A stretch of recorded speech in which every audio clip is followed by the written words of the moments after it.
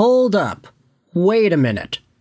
All good just a week ago. Okay, we are not going to dive into the childish Gambino of it all, but today, I know you might be thinking that this video idea is crazy. And it is, straight up. But before we dive into the meat and potatoes on Kris Letang and Sidney Crosby and the Montreal Canadiens, I wanted to turn your attention to a poll. This is the source on today's video commentary.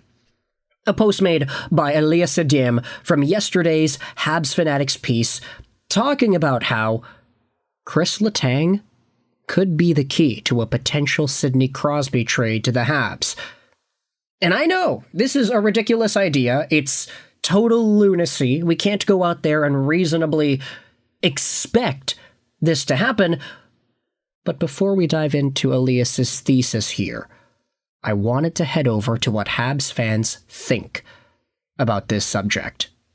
Because the fun part about HabsFanatics.com is that they have polls on every single one of their articles. This one says 40 minutes ago, but I don't think that's actually accurate. If we reload the page, 12 hours ago. Okay, there you go. 645 answers on this poll over here from mostly, presumably, Montreal Canadiens fans. The question is, would you take on Kris Letang's contract if it made a Sidney Crosby trade easier? 382 Habs fans, or 59.2%, say yes. This is a poll that had 12 hours of a lifespan at the time of me talking into this microphone and recording this audio. A good chunk of Canadiens fans who read this website are agreeing with it and saying, yeah, let's do it, baby. So, what exactly is the idea here? Where does Elias Radim go with this piece? Let's go out there and read how Kris Letang could be the key to a potential Sidney Crosby trade to the Habs. This article talks about how Sidney Crosby and the Canadiens was a dream, or is a dream for many folks. The truth is, though, the only person who holds the fate of number 87 is Sid himself. For now, it seems his plan is to finish his career wearing the Pittsburgh Penguins uniform. However, a change of heart is not out of the question, as Crosby could very well decide to leave the Steel City and request a trade. If that happens, Kent Hughes will be ready. A quote from Alexandre Gascon says that if Sidney Crosby ever decides he is ready to leave Pittsburgh and Montreal is one of the destinations on his list, I know Kent Hughes will be ready to make an offer. I think the Canadiens management have already thought this through, and they know what they would be willing to offer. This is where Elias Radim goes in with his own thesis and talks about how the Montreal Canadiens can acquire Crosby at a lower cost. Let's dive into this here. Let's be honest, acquiring number 87 will be expensive even if Crosby himself wants to play for the Habs. Kyle Dubas will absolutely want to get full value for such a prized asset, and he will demand a lot from his counterpart. There will be no freebies. Kent Hughes will have to give up major pieces if he wants to bring in Crosby. However, the writer of this article believes there's a way to soften the blow. Why not relieve Dubas and the Penguins of a bad contract? The first deal that comes to mind is, without hesitation, Kris Letang. At $6.1 million per year for 3 more seasons, offloading the 38-year-old veteran defenseman could be huge cap relief for Pittsburgh. In the salary cap era, taking on a heavy contract comes with a price, and Kent Hughes has already shown he is willing to do that, as he did with Sean Monahan. He could very well do it again with the Penguins by taking in the Quebec-born D-man. Now, let's pause before we continue with this idea here. I think it's a lot different to compare the quote-unquote salary cap era status quo to the way things are today, because now a lot of teams have money. The cap's rising. I think a lot of teams that are in some sort of a cap struggle are not really in the most difficult struggles anymore. You only really have, like, Vegas, I guess, and maybe Florida that have to worry about the cap space they have right now.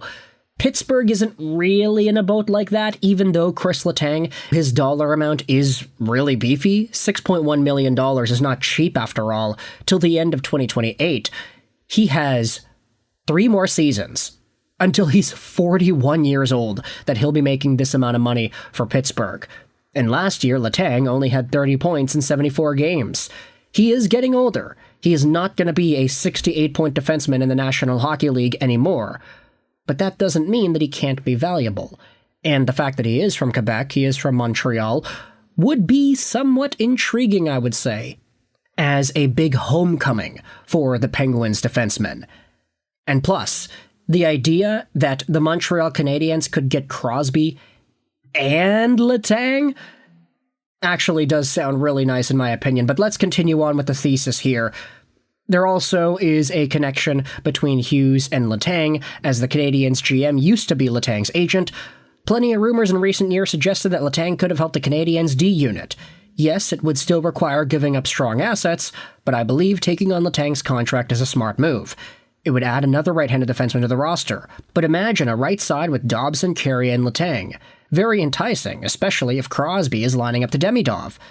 The Habs could also offer to take on Erik Karlsson's contract, but that deal is far less attractive. He has an $11.5 million cap hit. Yeah, there is a lot more difficulty there money-wise. The article actually says here that Letang has more good hockey left in him than Karlsson, which I disagree with. I do think that Karlsson is the better player now, and he will continue to be the better player, but Letang, the fact that he is a hometown guy and that there is some sort of a link here to Crosby and Montreal does make things interesting in my mind.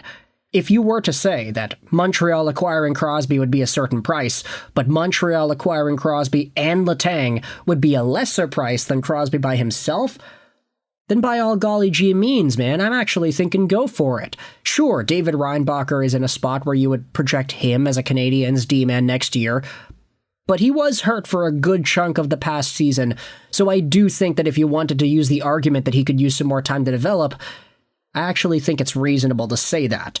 Not to suggest that Letang automatically gets a spot on the team over a guy like Reinbacher should Letang be acquired, but I'm just saying, if you are not 100% confident that David Reinbacher and the amount of games that he had in 24-25, he only played, 13, 10, 23 games for Laval this previous season.